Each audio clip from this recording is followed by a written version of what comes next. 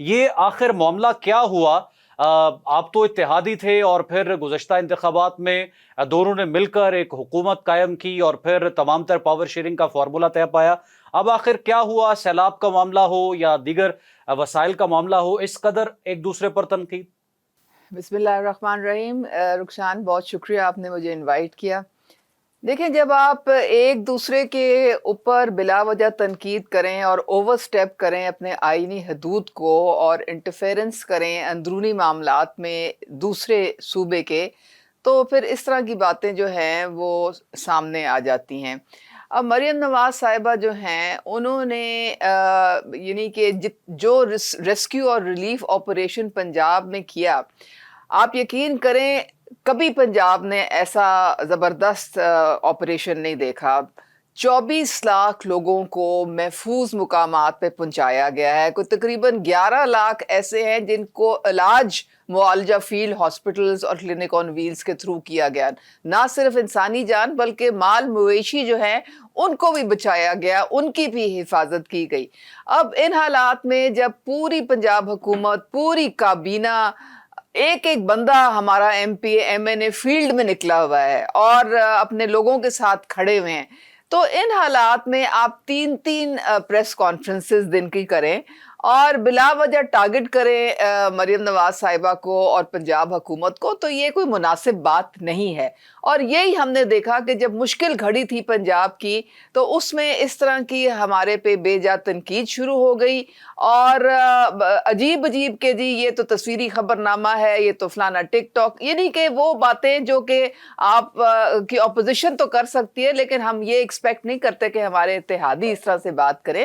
اور مریم نواز صاحبہ نے تو اس کا جواب بھی نہیں دیا. لیکن جب پانی سر سے بہت گزر گیا تو یعنی کہ بسٹ کا دیکھیں، اب مریم نواز صاحبہ نے کہا کہ جی مجھے بسٹ کا ڈیٹا نہیں چاہیے، وہ صرف وہاں پہ غریبوں کا ڈیٹا ہے، مجھے سیلاب زدگان کا ڈیٹا چاہیے. بہت سارے سفید پوش، بہت سارے ٹھیک ٹھاک جو لوگ ہیں ان کے گھر بہہ گئے، ان کے مویشی بہہ گئے، وہ بالکل کھلے آسمان کے نیچے آ گئے.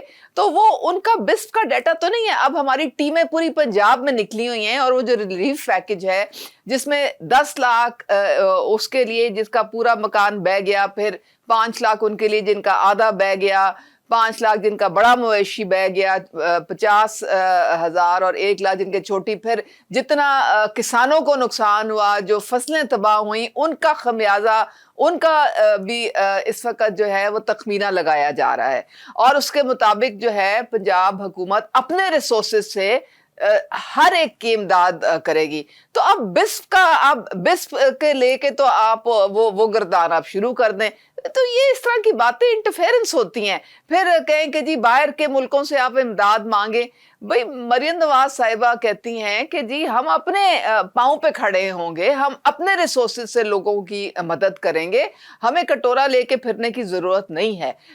تو یہ کچھ باتیں ہیں کہ اور پھر بار بار کہنا جی معافی مانگے. پھر کس بات کی معافی مانگے؟ پتہ تو چلے نا کس بات کی معافی مانگنا یہ بلوانا چاہ رہے ہیں. آپ کارکردگی پہ کبھی بات شروع کر دیتے ہیں تو پھر کارکردگی کا موازنہ کر لیں. آپ مناظرے کی بات شروع کر دیتے ہیں، ٹھیک ہے پھر مناظرہ کر لیں. تو یہ باتیں جو ہیں ان کو ہم چاہتے ہیں کہ ایک اچھے طریقے سے، کول ہیڈڈ طریقے سے ہم آگے بڑھیں، کوئی ایک دوسرے کے معاملات میں اس طرح سے دخل اندازی نہ کر. اور بیسٹ کا معاملہ تو ویسے ہی فیڈرل حکومت کا ہے، اس میں آپ پنجاب کے ساتھ کیا لینا دینا ہے آپ کا؟ تو تھوڑی سی اور پھر یہ واک آؤٹ اگر کرتے ہیں تو پھر اس کا مطلب ہے کہ ان کو جو غازہ کے لیے جس کے لیے کال کی گئی ہے، وہ سیشن کال کیا گیا ہے، اس میں ان کو کوئی دلچسپی نہیں ہے کہ وہاں پہ کتنا قتل و غارت ہو رہا ہے. تو اب یہ تو ان کی پھر ترجیحات آپ کے سامنے، اب ہم کیا اس میں بات کر سکتے ہیں؟ ٹھیک ہے. پاکستان تحریک انصاف اس تمام تر اختلافی صورتحال کو نورا کشتی قرار دے رہی ہے اور وہ کہہ رہے ہیں کہ سب کچھ انڈر دی ٹیبل سیٹل ہے. عوام کو دکھانے کے لیے، تاثر دینے کے لیے یہ ایک اختلافی گیم کھیلا جا رہا ہے. ساتھ ہی ساتھ یہ تاثر اپوزیشن میں، کیونکہ مریم نواز بھی اور بلاول بھٹو بھی پرائم منسٹر کے کینڈیڈیٹ ہیں، تو آنے والے انتخابات کے لیے گراؤنڈ تیار کی جا رہی ہے. دیکھیں، جو بہتر کارکردگی دکھائے گا، جو بہتر عوام کی خدمت کرے گا، ظاہر ہے وہ کینڈیڈیٹ ہوگا فیوچر میں. चाहे वो मरियम नवाज साहिबा हों, चाहे वो बिलावल हों।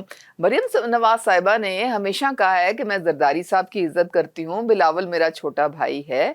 तो मेरे ख्याल में ये जो आपने पीटीआई की बात की ना, तो वो तो ना 3 में ना 13 में, वो तो अब सियासी यतीम अपने आप को शो कर रहे हैं, और उनमें इतने इख्तलाफात उनकी अपनी पार्टी में बढ़ गए हैं कि वो बिल्कुल तितर बटेर हो गए हैं। तो उनकी बात को तो आप संजीदा ना ही लें तो अच्छा है। वो तो कोई उनको ट्रस्ट भी नहीं करता, किसी को पता ही नहीं कि पार्टी चला कौन रहा है, कौन इसके लीडरान है। हर कोई लीडर बना हुआ है, हर कोई अपना धड़ा जो है वो बना के बैठा हुआ है।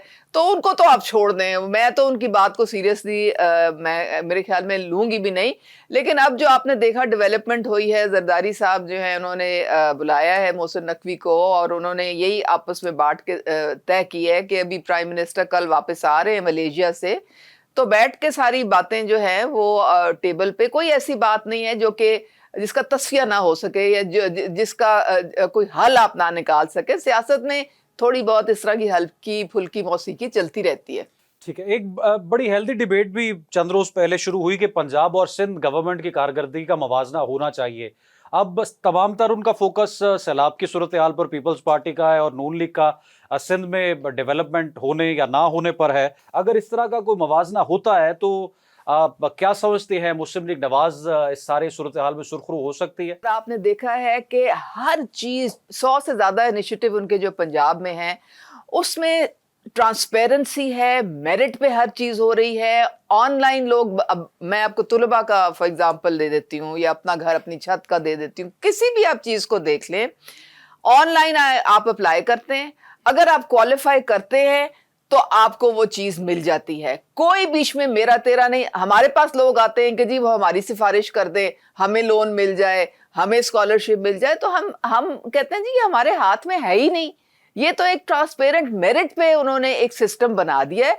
तो ये सिंध वाले तो कहते हैं कि खुदा के लिए मरियम नवाज को हमारे पास भेज दें, हमारा भी कुछ बन जाएगा। सारे बाकी सूबे जो हैं वो बिल्कुल जो अपने आप को यतीम महसूस करते हैं, लावारिस महसूस करते हैं, वो कहते हैं कि जी हमारे लिए तो इस तरह से मेरिट बेस्ड कोई चीज, कोई प्रोजेक्ट जो है वो आ नहीं रहा, पता नहीं हुकूमत किधर पैसे लगा रही है। तो ये बात इनको मेरे ख्याल में खटकती है। अब आप देख लें डेवलपमेंट के काम 17 साल इनको वहां पे हो गए, को 17 प्रोजेक्ट्स हमें बता दें। मैंने तो आपको, मैं अभी बैठ के आपको 100 गिनवा देती हूँ, और वो गिनवा देती हूँ जो ग्राउंड पे हैं, ऐसे नहीं जो सिर्फ पेपर पे हैं। तो ये कराची और लाहौर को ही आप देख लें, उन्हीं दोनों का मुआवजा आप कर लें। कराची से जब कोई लाहौर आता है तो वो समझता है शायद मैं पेरिस में आ गया हूँ। भाई कराची आपका दिल है, सिंध का दिल है। फिर आप जाके इनके छोटे आप नोडेरो चले जाएं और ये सारे आप उनको कंपेयर कर ले रहीम यार खान से, उनको कंपेयर कर ले डीजी खान से, जो अंदरूनी सिंध के इनके जो सारे इलाके हैं, आपको जमीन आसमान का फर्क नजर। 12,000 किलोमीटर सड़कें बनी हैं सिर्फ पंजाब में, तो आप बता दें सिंध में आपने कितनी बनाई हैं। तो ये सारी चीजें जो हैं पूरी दुनिया देख रही है और पूरी दुनिया को नजर भी